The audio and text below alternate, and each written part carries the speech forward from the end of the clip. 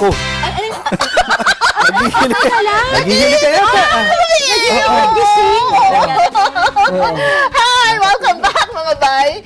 And the doctor is in, si Doc Louie Gutierrez. Good morning, Doc! Good morning. Good morning. Good morning. Morning! Good morning sa inyong dalawa. Ang lamig talaga. Kayo na pa ako nilalamig. Dito sa ating taong bahay. Well, gaya na sinabi namin sa inyo kanina, may malaki kinalaman sa kung ano-ano kasing tunog yan eh, no? Pag-iinit. Depende. Depende rin sa posisyon yung Bakit siya napili pag-iinit. nyo? Well, hindi ako yung pumili niya. No? Actually, may mga... Pumili ka na! meron tayong texture na yan ang problema. Actually, Yun. itong texture natin ito ay may problema sa kanyang tonsil. Nagkataon lang na meron din siyang paghihilik sa kanyang yung pagtulog. Okay, ito ay nakaka-apekto po kaya yung pagtulog niya ay hindi dire-diretso. Naapektuhan po yung trabaho niya kinabukasan kasi siya po ay masyadong antukin. Okay? Minsan meron siyang daytime sa sleepiness. Okay, tapos sumasakit ang kanyang ulo. Okay, dahil nga sa yung putol-putol po yung kanyang pagtulog. Oo.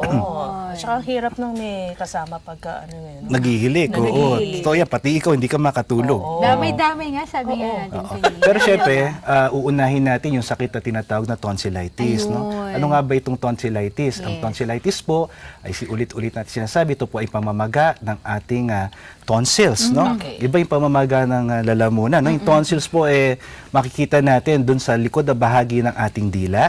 Nasa lateral portion, ibig sabihin, nasa may gilid. Okay, dalawa po ito na parang pabilog. Okay? Usually po ito ay hindi nakikita, pero kapag po meron po itong pamamaga, dulot ng mga infeksyon, ito po ay unti-unting naglalakihan. Kapag po ito ay lumaki, maaari po itong mag-cause ng pagbabara sa lalamunan. Ang mga causes nga po nitong ang tonsillitis ay maaring bacterial or viral infections. Mali yung sinasabi ng iba sa atin na may tonsils ka ba? Meron talaga. Pero hindi yung sakit. Tonsillitis pag yung pamamaga. Mabuti niliwanag mo yan. Kasi may tonsils ako eh. Parang gano'n sa Lahat tayo may tonsils. Opo, mga abay ha. Totoo ba, Doc, na kapag ka mahilig kang kumain ng malalamig, ice cream, uminom ng mga malalamig na, basta't malamig, mamamaga ang lalo. Tulad nga po ng aking nabanggit kanina, ang tonsillitis po ay dulot ng mga mikrobyo. No? Ito ay maaaring bacterial or viral. Ito ay infection. Okay. Kapag po ganyan na, kunwari, dulot ng mga tsokolate, na matatamis, yan, or kaya yung pagbabago-bago ng panahon, klema, nakakaroon po ng pamamaga dahil nai-irritate po ang lalamunan. Iba po yun. Dahil sa iritasyon. Iritasyon. Ngayon, ito po ay kung patuloy yung iritasyon, maaaring maapekto na yung tonsil, magkakaroon ng inflamasyon, lalaki rin po ito. Ayun. Doon sa tanong, natatandaan ko, yung tanong ng ating abay, na kapag daw hindi daw nagamot, Doc, yung problema niya sa lalamunan, baka maapektuhan yung puso, maapektuhan yung kidney. Mga internal organs pa. Totoo po ba yun? Karaniwan po kasi, ang mga sabi sa ibang pag-aaral, 20% ng pharyngitis o itong mga tonsillitis ito, ay dulot ng bakterya tinatawag na beta hemolytic streptococcus. Ang haba. Group A, no? Group A beta hemolytic streptococcus infection. Isa po itong bakterya na maaaring kumalat sa ating dugo at magpunta doon sa ating puso, na which may lead to acute rheumatic heart disease or acute glomerulonephritis. Kaya naapektuhan po, sinasabi nila, ang puso at ang kidneys. Automatic ba yan, Dok, na pag kunyari sumakit yung lalamunan, tonsillitis? Hindi po. May mga po tayo, panuntunan para masabi nating tonsillitis. Ayan, sige. Ano po ba yan? Ayan, nakikita natin Ayan. sa screen. O, sige. So, unang-una, syempre yung soreness of throat. Okay? Pamamaga. Pamamaga na lalamunan. Ito po ay nagdudulot ng paghirap paglunok. No? Sa paglunok, yung dysphagia. Okay, At saka yung masakit lumunok o dinophagia. Minsan nagkakaroon din po ng lagnat, yan, mga 38.3 degrees Celsius, no? So medyo may kataasan to. Okay? Tapos nagkakaroon po ng mga paglaki at pananakit ng mga kula-kulani dito sa kaya kinakapayan ng inyong mga doktor, yung kulani kasi ito ay senyales na mayroong infeksyon. Nagkakaroon din po ng mga tinatawag na tonsillar exudates. Ito po yung mga puti-puti na makikita nyo. Saan kasi makita ito ay doon po sa may tonsils, so tonsillar area. Ito po kasi ay mga abscess formation o nana. Okay, tapos syempre, gumagawa Okay. rin po ng mga examinasyon ng mga doktor. Isa dito yung tinatawag na throat swab para makita natin kung positive ba sila dito sa tinatawag na beta hemolytic streptococcal infection. Pagka pala, binukayito natin, Oo, yung yung tonsil lalamunan. natin. Pagka may mga parang patsi-patsi ng puti, Opo. yun na yun po. Depende po. Oh. Meron nga din po nagtanong sa atin, no, na meron daw sila nakitang puti-puti, para daw gabigas, no, parang butil ng bigas. At kapag daw po kanilang kinuha, medyo matigas Matigas, ito at opo. may amoy. Ang tawag naman natin dito ay tonsillitis. Okay? So ito ay tonsillitis, mga nana din to doon sa loob ng tonsils, Nanabuo? no, Ganun po nagkukos ng infection doon sa area. At kapag may tonsillitis, ano, dapat antibiotic. Well, Ganun. syempre, Oo. maganda hindi, sabi nga natin, di ba, ang tonsillitis ay pwedeng dulot ng viral. Or Kapag bacteria. viral, spontaneously, mawawala yan. Okay. So, kailangan hydration lang, okay, pahinga, kaya na yan. Pero kapag bacterial infection po ito, kailangan po natin magpasuri sa doktor, no, para mabigyan tayo ng tamang gamot, lalo-lalo na yung antibiotiko.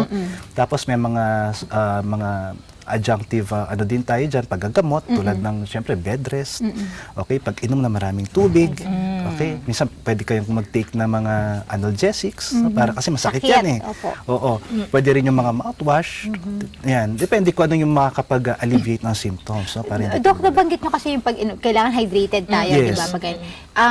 Dapat water lang, parang water therapy, hindi pwede yung mga juice, yung mga ganun, mga citrus. Oo, usually water will do. Oo. Yung iba kasi kapag mga citrus, na yung mga, minsan may mga tidbits yan, Okay. na yung mga kalamansi, juice, Kasi di ba Minsan sabi lalo sila nai-irritate, no, ating mga pasyente. Kaya okay. minsan maganda yung maligam-gam na tubig lamang, yung mainam na para maibsan yung pananakit ng lalamunan. May nagsabi sa akin, lagyan daw ng asin.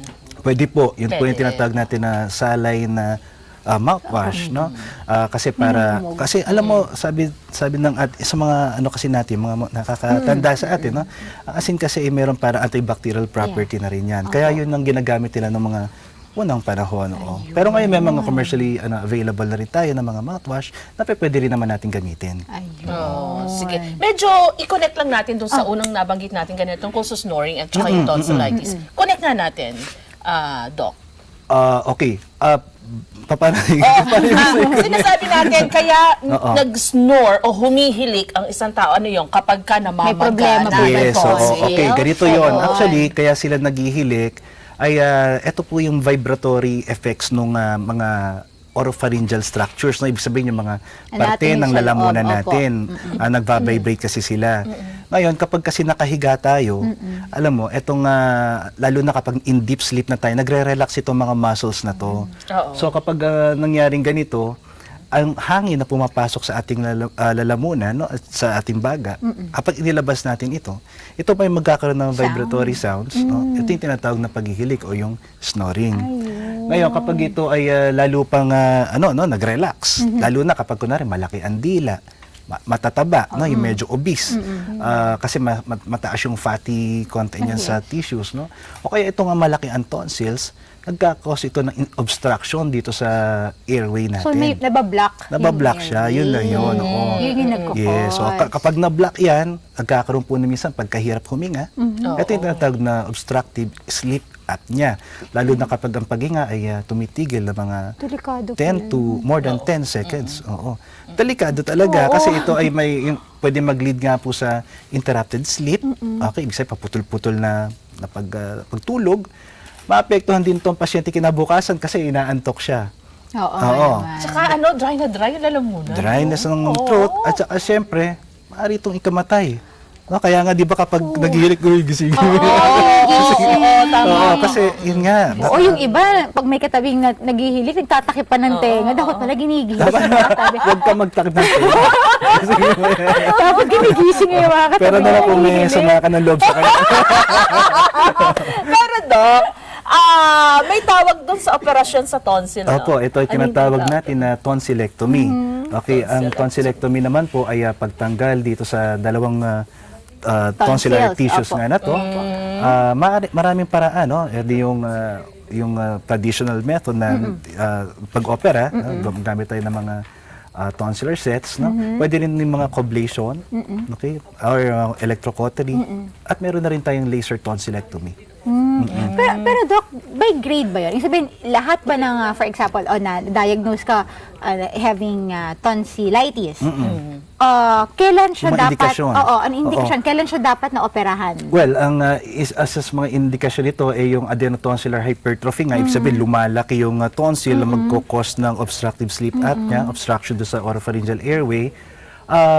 Kapag po nagko-consider din tayo ng, let's say, mga yung cancer, no, malignancies, o kaya mga hemorrhagic tonsils, ito po ay tinatanggal.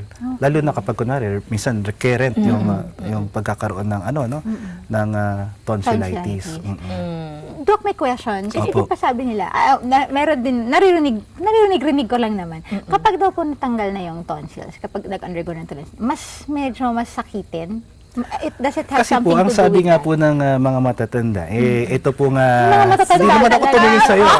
Hindi naman ako tumingin sa'yo. Pansin niya naman. Sige.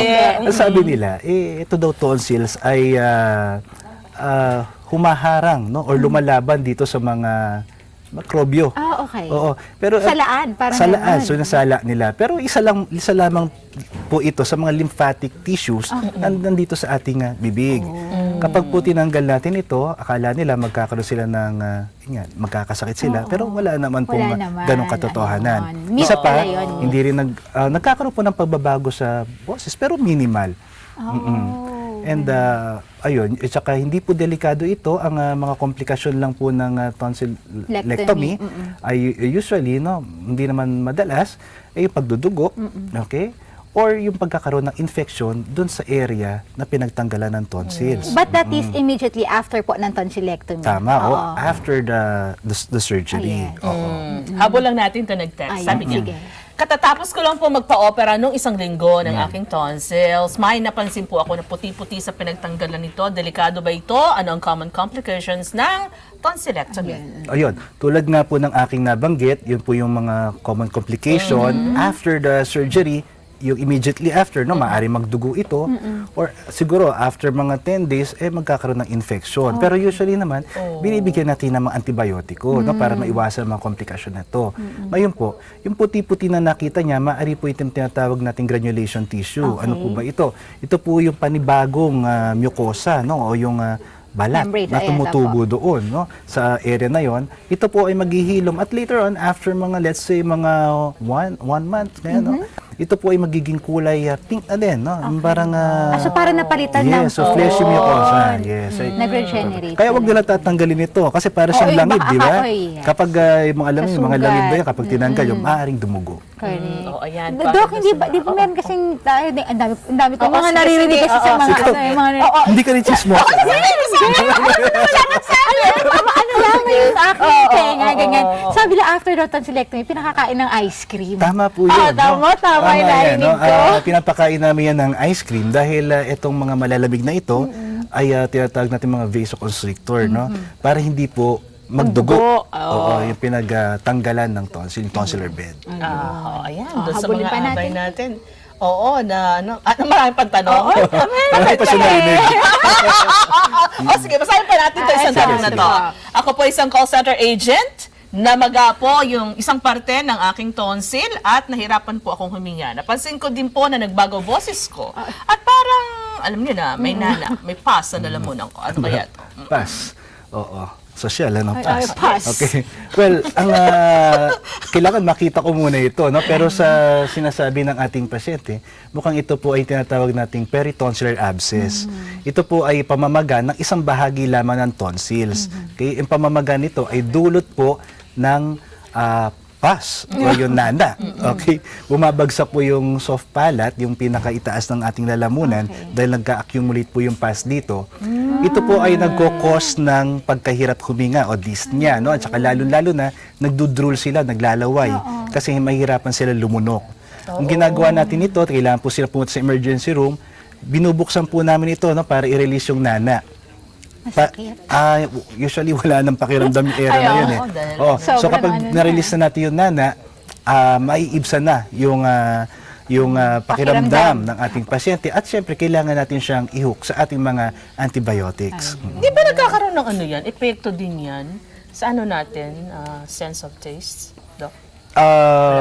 Usually wala naman pong ganong ano. Oo, right. Okay, sige. Meron pa. Ayun pa yun, dami. Oo nga, ang dami, ang dami. Pero hindi iba na sagot na ni Doc. Pero ito, basahin natin. Oo, Ako baka po, sabihin. oo nga.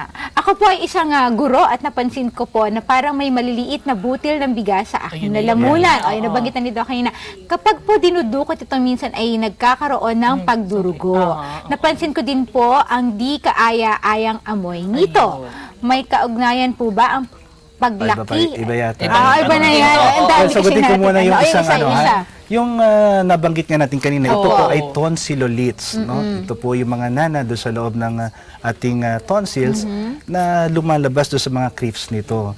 Kailangan po nyo magpatingin sa inyong mga doktor para po kayo ay magabayan kung paano po ito gagamutin. At may kaugnayan po ba ang paglaki ng tonsils sa sleep disorder? Oo, lalo na sa paghinga. Madalas kasi ako na Actually, meron tayong graphics dito, no, kung paano yung paghinga. Ewan kung mapapakita natin. Etong paghinga ng, ayan. No?